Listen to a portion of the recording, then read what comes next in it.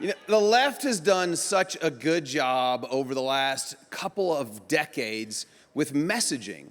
They have convinced millions, if not billions of people around the face of the earth that we need to decarbonize, that we need to achieve net zero, that we need a low emission future, that we need to lead a low carbon lifestyle. Well, I'm here to tell you, I'm Jason Isaac, and I live a high carbon lifestyle. And I think the rest of the world should too. It's truly where you have economic prosperity. And then with that economic prosperity, you have environmental leadership. In 2019, the candidate to run for president in Sri Lanka ran as the first ever net zero candidate on the face of the earth. And he got elected. And at the time, Sri Lanka had the highest ESG rating of any country on the face of the earth, a near perfect 98 out of 100. And this new president began these policies to decarbonize the country of Sri Lanka, a country that was prospering for the first time in their existence. They were exporting food, they were exporting commodities outside of their country to other countries and becoming truly wealthy. And it's experiencing things that we take for granted on a daily basis. But he said no more use of nitrogen or fossil fuel-based fertilizers. And in 2020, banned the use and importation of fertilizers. And in 1 year, food production went down 40%. Food costs went up 80%. Today in Sri Lanka, there are 9 in 10 families who are suffering from hunger on a daily basis. This was unheard of just 4 years ago. That's what one elected official can do to one country, can destroy it. Might be seeing that here in the United States. But when this president had his palace overrun in 2022 and had access to a military plane, he didn't flee to net zero. He didn't flee to countries like Malawi or Ethiopia. He fled to one of the highest per capita CO2 emissions on the face of the earth, Singapore. He should have been relegated to Malawi, to Ethiopia, but he didn't. He used his powers to go places that are prosperous. Now, I want to share with you a couple of messages that really matter, that work to talk about the importance of American energy production. And number one is expensive energy hurts the poor. You can look at the talking points there, and I guarantee you there's no one in this audience from the 200. The 200 is a group of 200 civil rights organizations in California that are suing the state of California. And the lead attorney refers to California environmental policies as green Jim Crow, saying that their policies have a disparate impact on communities of color, have a disparate impact on the least among us, that expensive energy hurts the poor. The second messaging thing that moves people the most is that we're world leaders in environmental protection. Look at where we are in Denver, Colorado. Just 30 to 40 years ago, you'd have come into this city with this haze. But look outside today, and it is absolutely beautiful. Just 2 days ago, I was in Wyoming, where over 80% of the electricity they generate comes from coal. You think, based on the narrative in the media and from the climate cult, that that'd be the dirtiest place on the face of the earth. It's one of the most beautiful, pristine, clean air. We've reduced pollution. Things that in really high concentrations actually impact human health. We've reduced pollution 78% over the last 5 decades. We are truly world leaders in environmental protection in this country. And we're number one when it comes to access to clean and safe drinking water. Number one. Let's look at a country that's at net zero.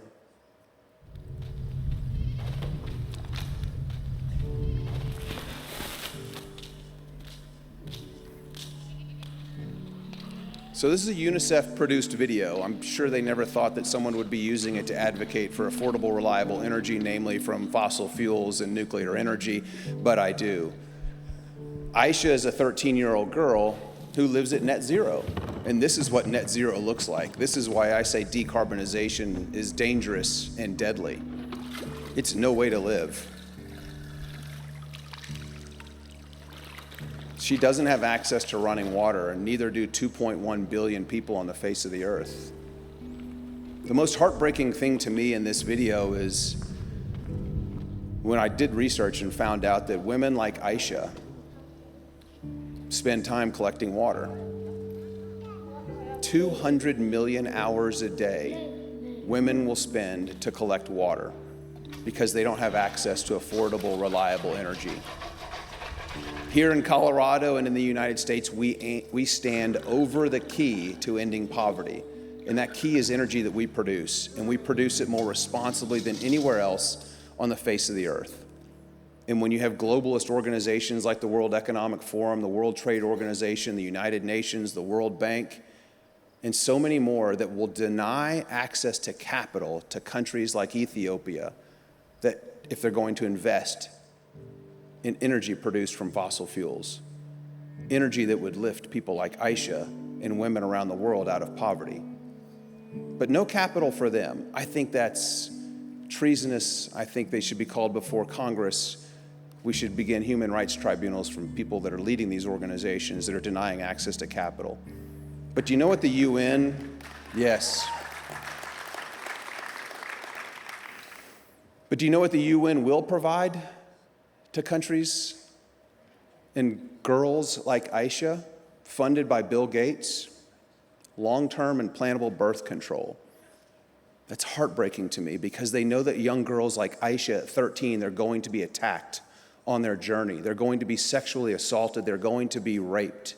And they provide them long-term and plannable birth control. How heartless is that? It's inhumane. But they won't allow funds to flow into their country if they're developing infrastructure based on fossil fuels. And this is driven by this ESG agenda. I call it the China ESG agenda. Environmental, social, and governance investing or scoring. The world's largest financial institutions, BlackRock, Vanguard, State Street, they don't have a human flourishing fund, but they have plenty of funds that will deny access to capital for responsibly produced, American-produced energy. And just look at the impacts that ESG has had on investments, on private capital, and oil and gas here in the United States. This has not been the same thing across the world. It's only happening here in the United States. It's been a 94% reduction in funds available to produce energy in this country.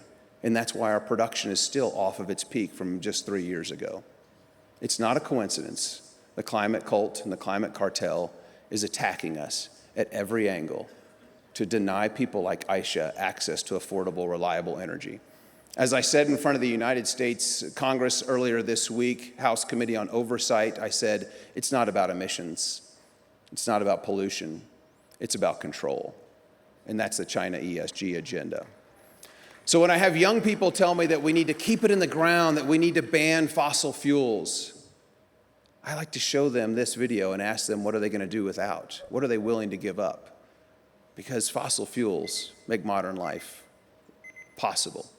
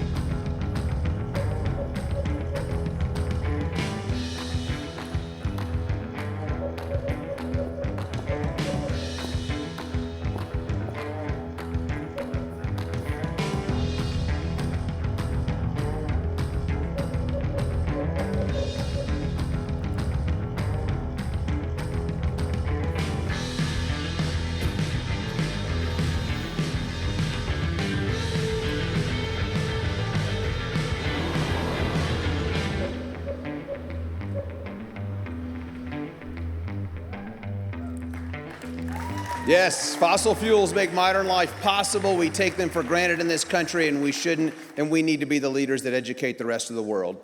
If you see a company or an individual that's embracing this decarbonization, this low-emission future, they're doing it for one of two reasons, and maybe both. One is to win political favor, and the other is to take your money from you in the form of tax credits or subsidies, and we need to stop it right here in the United States of America to lift the rest of the world out of poverty, because we stand over that key to end poverty. I'm Jason Isaac. I live a high-carbon lifestyle, and I think the rest of the world should too. Embrace yours. Thank you, and God bless.